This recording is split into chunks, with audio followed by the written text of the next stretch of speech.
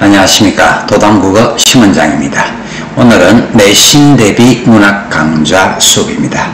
대상 작품은 백석 시인의 흰 바람벽이 있어 라는 작품입니다. 백석 시인 생각보다 모의고사에서 고1, 고2 수준에서 굉장히 자주 출제되는 시인이죠. 일제강점기 하층민의 비참한 생활상을 주로 다루고 있습니다. 그 다음에 고2 문학 교과서에도 이 백석 시인의 작품들이 다수 수록이 되어 있기 때문에 대단히 중요한 시인이라고 생각을 해주셔야 되겠고요. 오늘 흰 바람벽이 있어 라는 작품은 일단 시간적 배경이 저녁 시간이고 공간적 배경이 좁다란 방인데, 자, 홀로 앉아 무엇을 바라보며 흰 바람벽을 바라보고 있답니다. 그래서 흰 바람벽을 바라보면서 그리운 사람들과의 추억을 떠올리고 자신의 쓸쓸한 삶을 위로하고 있는 작품인데, 일단은 회고적 성격. 그런데 이게 백석 시인의 작품이라고 생각을 했을 때 회고라는 것이 결코 긍정적 내용이 아니고요, 비참한 생활상과 관계된 얘기들 하고 있습니다.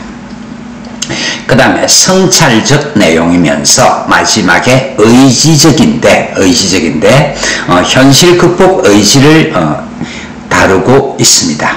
근데 우리가 현실과 맞서 싸워가지고 이겨내겠다라는 것도 있겠지만은 그 경우에 따라서는 조금 쉽게 얘기를 했을 때 정신승리라는 그런 쪽에서 의지적 태도가 드러납니다. 그래서 외롭고 쓸쓸한 삶에 대한 위로와 극복 의지를 드러내는데, 자, 방금 제가 여러분들에게 말씀드렸다시피 적극적으로 뭔가 싸워서 이겨낸다라기보다는 정신적인 승리를 한다, 그런 정도로 이해를 해두시면 되겠습니다. 화자의 정서 태도를 전체적으로 살펴본다면, 일단은 오늘 밤 내가 생각을 해보니까 내가 어떻다? 쓸쓸하다, 외롭다. 그래서 쓸쓸하고 외롭다. 그래서 시적 대상들이 늙은 어머니를 떠올리기도 하고 사랑하는 사람을 떠올리기도 하는데, 일단은 그리움의 대상들이야. 그리움의 대상들. 그런데 현재는 이 사람들과 함께 할 수 없다라는 것. 그래서 쓸쓸하다, 외롭다라는 겁니다. 그러면서 운명론적인 어떤 그런 생각들이 다루어지는데, 세상에서 가난하고 외롭고 높고 쓸쓸하니 살아가도록 태어났다. 조금은 운명론적 관점이 드러납니다. 그러니까 조금 옛날식으로 이야기하면 아이고 내 팔자야 하는 그런 내용들. 그런데 이런 현실을 갖다가 이것이 내 팔자 운명이라고 생각을 하기 때문에 수용적 태도가 드러납니다. 어쨌거나 정신승리가 드러나는데, 가난하지만 정신적 고결함을 잃지 않겠다. 의지적 태도로서 작품은 마무리가 이루어집니다. 자, 그 다음에 이 작품에서는 대단히 중요한 것이 흰 바람벽이 가지고 있는 상징성이 무엇이냐라는 것인데요. 자, 이걸 갖다가 어떤 식으로 생각을 해 주셔야 되냐 그러면, 일종의 우리가 요즘은 극장에 가는 것보다 넷플릭스라든지 이런 것들을 많이 시청을 하겠습니다만은, 극장에 갔다라고 생각을 했을 때 대형 스크린이 펼쳐져 있을 것이고, 그 스크린의 기능을 하고 있는 것이 흰 바람벽이 아니겠는가. 그런데 이 흰 바람벽이라는 것이 이 작품에서는 어떤 성찰의 공간, 그래서 작품 전체가 성찰적 성격을 가지고 있습니다. 자, 스크린의 성격을 가지고 있다 그랬는데, 화자의 내면이 비추어지는 그런 공간이면서 과거의 기억들을 떠올리게 하는 매개체의 기능도 가지고 있습니다. 그러니까 내적 성찰의 공간이기도 하면서 매개체의 기능을 가지고 있더라. 사색과 성찰이 이루어지도록 하는 것이 흰 바람벽의 기능인데, 일단 흰 바람벽의 기능을 정확하게 소화를 해 주셔야 되겠고요. 그래서 이 작품의 표현상의 특징을 봐보면 시각적 이미지가 굉장히 두드러지게 드러납니다. 이 시각적 이미지, 감각적 표현이 두드러지게 드러나는데, 일단은 그 매개체 기능을 하는 것이 흰 바람벽이라고 했을 때, 이 흰 바람벽에 비치는 이미지들, 시각적 이미지를 통해서 외로움의 정서라든지 쓸쓸함의 정서를 형상화하고 있습니다. 자, 일단 형상화라는 말 자체가 어떤 것이냐면 구체적으로 그려내다라는 그런 의미인데, 시각적 이미지를 통해서 형상화, 구체적으로 그려내고 있습니다. 그 다음에 이 작품에서 의식의 흐름에 따라 그런 얘기들이 있는데, 자, 의식의 흐름이라는 것은 그냥 생각나는 대로 서술한다. 그것을 의식의 흐름이라고 생각을 하시면 됩니다. 이 작품에서 의식의 흐름이라는 것은 시적 화자가 생각하는 그대로 그게 의식의 흐름이라고 생각을 하시면 되겠습니다. 자, OX 확인 문제인데요. 화자는 흰 바람벽을 바라보며 외롭고 쓸쓸한 심정을 느끼고 있는 겁니다. 자, 가족을 위해 고생하는 그런 말들이 나와 있는데, 이 작품에서 특별히 가족을 위해서 고생하다 그런 말들은 없습니다. 그냥 어머니라는 시적 대상은 가난, 궁핍, 비참한 생활상을 그냥 떠올리게 하고 있을 뿐입니다. 그 다음에 죄책감 같은 것이 없고요. 그냥 그리움의 대상으로서 어머니가 나옵니다. 그리움의 대상. 자, 그 정도 생각을 해주시면 되겠고요. 그래서 죄책감 같은 거 전혀 없습니다. 그 다음에 흰 바람벽에 비친 무명 셔츠의 어두운 그림자는 화자의 가난한 삶, 가난, 궁핍. 그 다음에 프랑시스 잼이라든지 도연명, 라이넬 마리아 릴케는 화자처럼 외로운 삶을 살아간 사람들이다.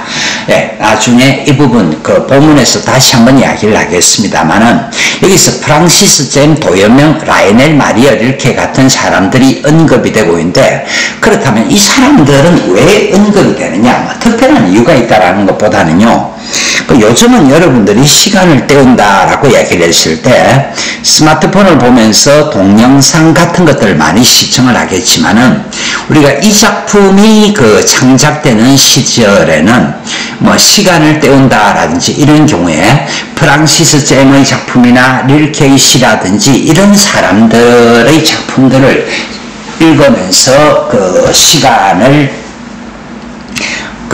보내는 거거든요. 그래서 당시 그 사람들한테는 가장 친숙함을 느끼는 그런 대상들입니다.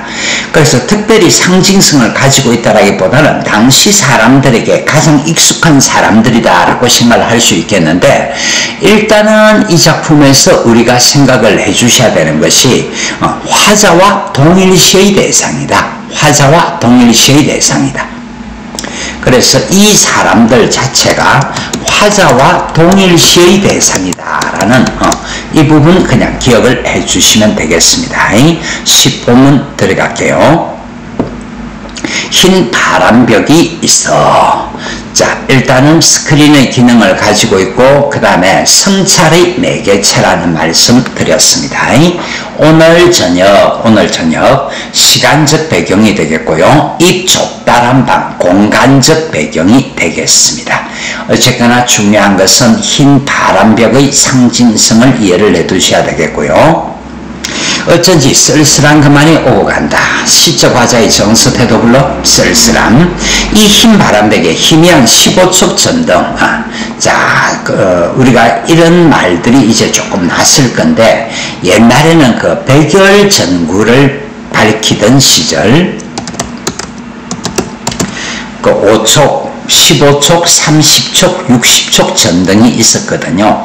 보통 방에는 한 30촉 전등 정도를 밝히는 것이 옛날 사람들이 좀 일상적인 삶이라 생각하시면 되겠고, 60촉 백열 전등이라 그러면 조금 밝은 건데 15촉 전등이라 그러면 굉장히 어두운 내용을 이야기를 하고 있는 거거든요.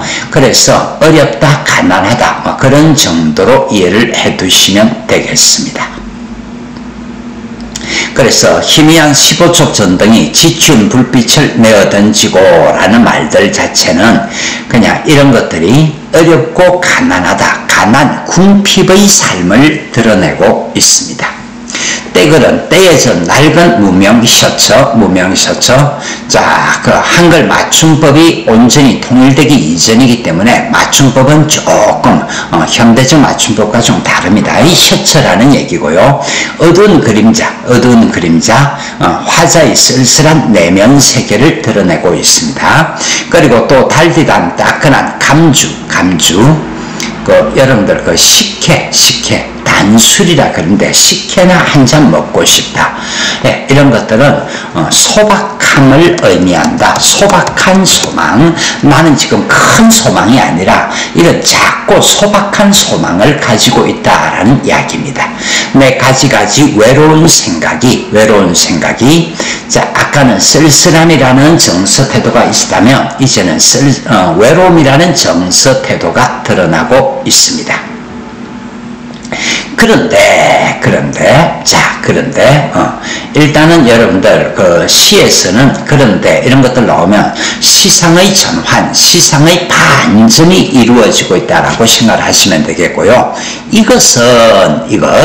자, 지금 이 흰 바람벽이라는 것이 스크린의 기능을 가지고 있다 그랬을 때 이 스크린에 비치는 모습들 그래서 어머니와 그 다음에 사랑했던 여인이 이야기가 나올 겁니다.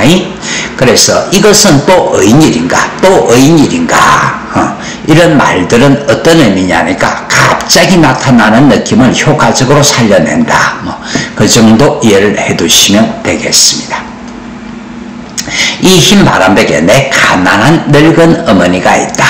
일단 여러분들 시적 대상 내 가난한 늙은 어머니가 있다. 내 가난한 늙은 어머니가 이렇게 시퍼르둥둥한 이 추운 날인데 차디찬 물에 손은 담그고 무이며 배추를 씻고 있다. 그러니까 이런 것들이 어떤 이 생활상을 얘기를 하는 거라고 생각을 해주시면 되겠는데 가난, 궁핍을 드러내고 있습니다. 그 다음에 또 내 사랑하는 사람이 있다. 자, 그래서 이 흰 바람벽에 가난한 늙은 어머니와 사랑하는 사람이 동시에 나타나는데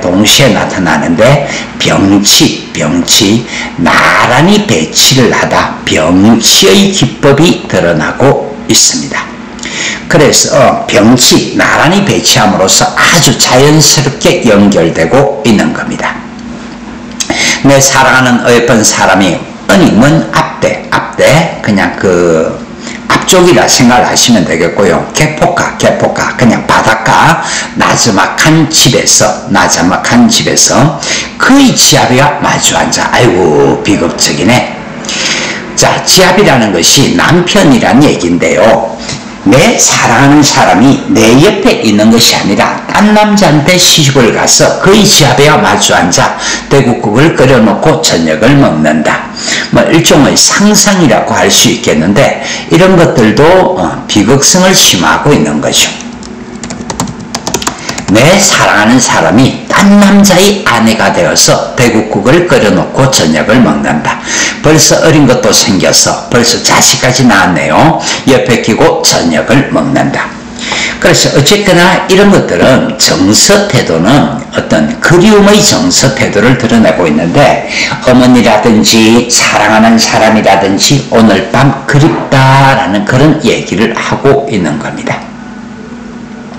근데 또 이즈마카여 어느 사이인가 이 흰 바람벽에 내 쓸쓸한 얼굴을 쳐다보며 이란 글자들 자, 여기서 이란 글자들이라는 것은 어떤 의미를 가지느냐 하면 화자의 내면을 드러내는 겁니다. 그래서 지금 현재 시적 화자가 어떤 내면을 가지고 있느냐. 자, 그 내용을 보시면 나는 이 세상에서 가난하고 외롭고 먹고 쓸쓸하니 살아가도록 태어났다 그랬는데, 자, 이런 것들은 운명론적 관점. 요즘은 아이고 내 팔자야 이런 얘기들 하는 사람들 잘 없겠죠. 그런데 우리 한국 사람들 입에 붙어 있었던 말들 중 하나가 아이고 내 팔자야 하는 건데, 지금 이게 내 팔자라는 얘기입니다. 내 운명이라는 얘기입니다. 가난하고 외롭고 먹고 쓸쓸하니 살아가도록 태어났다. 운명론적 관점을 보여주고 있는 겁니다. 그리고 이 세상을 살아가는데 내 가슴은 너무도 많이 뜨거운 것으로, 호젓한 것으로, 사랑으로, 슬픔으로 가득 찬다. 그래서 운명론적 세계관을 가지고 보니까 슬프다라는 건데, 어쨌거나 운명론적 체험을 하고 있는 겁니다. 아이고 내 팔자야 라고 말을 하고 있다라는 뜻입니다. 그리고 이번에는 나를 위로하는 듯이, 나를 울력하는 듯이, 자, 위로라든지 울력이라든지 이거는 같은 단어라고 생각을 하시면 되겠는데, 어쨌거나 아이고 내 팔자야 라고 이야기를 했지만은 자기 위로, 자기 위안을 하고 있습니다. 눈질을 하며 주먹질을 하며 이런 글자들이 지나간다. 자, 이런 글자들의 내용이 무엇이냐 그러면 위로, 울력, 위로, 울력, 이게 이런 글자들의 내용입니다. 하늘이 이 세상을 낼 적에 그가 가장 귀하고 사랑하는 것들은 모두 가난하고 외롭고 높고 쓸쓸하니, 그리고 언제나 넘치는 사랑과 슬픔 속에 만드는 것이다. 자, 여러분들 이게 지금 좋게 이야기를 하면 그 운명을 고양된 마음으로 긍정하고 수용하는 수용적 태도가 드러나고 있는 건데요. 수용적 태도가 드러나고 있는 건데요. 쉽게 이야기를 하면 운명에 대한 수용이란 얘기입니다. 운명에 대한 수용. 그러니까 제가 조금 전에 여러분들에게 말씀드리기를 정신승리다라는 그런 이야기들을 했었는데, 아이고 내 팔자야 라고 하지만은 그것을 수용하고 있다라는 그런 얘기입니다. 자, 그 다음 여러분들이 읽어 나가는 것이 조금 좀 어색할 수 있는 부분들인데요. 초생달 바구지꽃, 그 다음에 짝새 당나귀가 그러하듯이, 자, 이런 것들은 자신과의 동일시, 자신과의 동일시. 마찬가지로 프랑시스 잼, 도여맹, 라이넬, 마리어 릴케. 그러니까 일제강점기 우리 지식인들이 가장 자주 접하는 시인 작가들의 작품들을 지금 떠올리고 있는, 그 시인들을 떠올리고 있는 건데, 이 사람들 역시 자기 동일시의 대상이 되는 겁니다. 그래서 아이고 내 팔자야, 운명론적으로 내가 참 슬프게 태어났구나. 그런데 내만 그런 것이 아니라 우리가 다 그러하다라고 이야기를 하기 때문에 모든 사람들이 다 이렇게 살아갔지만은 그래도 이겨냈다라고 생각을 하면서 그 이겨내려는 고양된 정신적 자세, 조금 나쁘게 얘기를 하면 어쨌거나 정신승리를 하고 있다라는 그런 의미로서 이해를 좀 해주시면 되겠습니다. 그러니까 현실을 적극적으로 싸워서 이겨내는 모습은 아니라는 뜻입니다. 자, 화자의 처지와 정황은 매우 슬프다, 매우 슬프다. 가난하고 외롭고 쓸쓸하다. 가난하고 외롭고 쓸쓸하다. 이게 지금 시 전체의 정서 태도입니다. 좁은 방에 누워 희미한 불빛이라든지 서글픈 느낌을 자아내는 방의 차갑고 흰 벽, 방의 차갑고 흰 벽을 쳐다보며 자신과 주변 사람들의 삶 떠올려보고 있는데, 그러니까 이런 것들이 표면적으로는 드러나 있지는 않지만은 일제강점기라는 현실과 관련을 시켜서 생각을 해주는 게 자연스러운 겁니다. 그 다음에 시적 대상이 어렵게 살아가는 늙은 어머니, 사랑하는 사람, 그리움의 대상들입니다. 그리움의 대상들. 그러나 설령 삶이 힘이 들지라도 좌절하기보다는 여타의 다른 사람들이나 신들도 그러했듯이 그래서 자기 동일시의 대상으로 생각을 하는 거고요.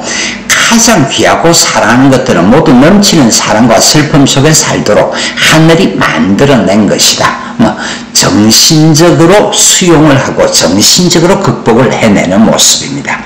그래서 주어진 현재의 삶에 대한 수용적 태도가 드러납니다. 이 시는 불행한 시대를 살았던 우리 모두의 자화상이라는 것이 일제 감정기 우리 민족의 모습이라는 것으로 확장 해석이 가능합니다.